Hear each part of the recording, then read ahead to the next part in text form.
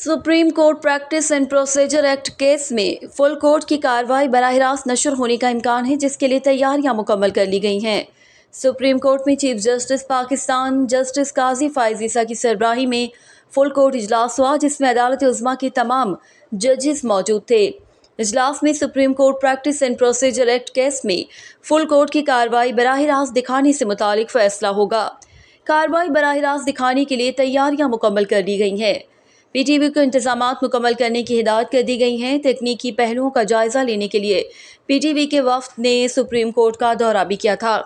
Court meeting के बाद chief justice के सरबराही में प्रैक्टिस एंड प्रोसीजर केस की फुल कोर्ट समाअत होगी।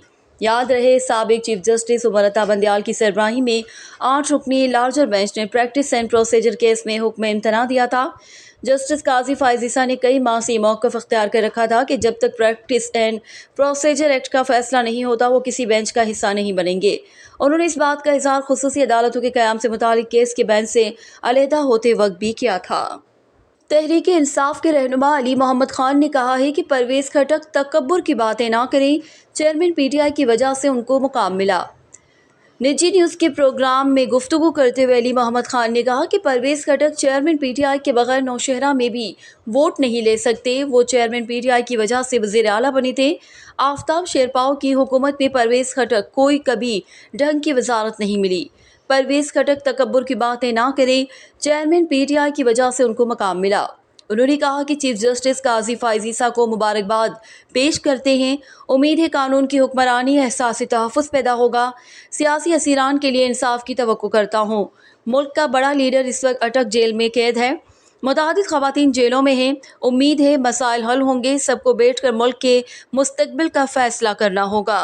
साबिक वफाकी वज़ीर दाखिला और अवामी मुस्लिम लीग के सरबराह शेख रशीद को उनके घर से गिरफ्तार करने के बाद नामालूम मकाम पर मुंतकिल कर दिया गया। शेख रशीद के वकील अब्दुल रज़ाक ने तस्दीक करते हुए बताया कि शेख रशीद को उनके घर से गिरफ्तार किया गया है। उनको सादा कपड़ों में मलबूस अफराद ने गिरफ्तार करने के बाद नामालूम मकाम पर मुंतकिल कर दिया। वकील ने बताया कि शेख रशीद के खिलाफ पंजाब में कोई मुकदमा नहीं। 10 मई को इस्लामाबाद में रैली निकालने पर थाना कोसार में मुकदमा दर्ज हुआ था। अब्दुल रज़ाक ने कहा कि उनके बारे में मालूमात नहीं कि कहाँ ले जाया गया है। शेख रशीद तक रसाई की कोशिश की जा रही है। यूरोप और बरतानिया में पीआईए की परवाज़ों की बहाली का मामले पर अहम पेशरफ्त सामने आई है। इस हवाले से ज़राए का कहना है कि पीआईए की इंतज़ामिया ने यूरोप और बरतानिया में बराह रास्त फ़्लाइट ऑपरेशन की मनसूबाबंदी तेज़ कर दी है।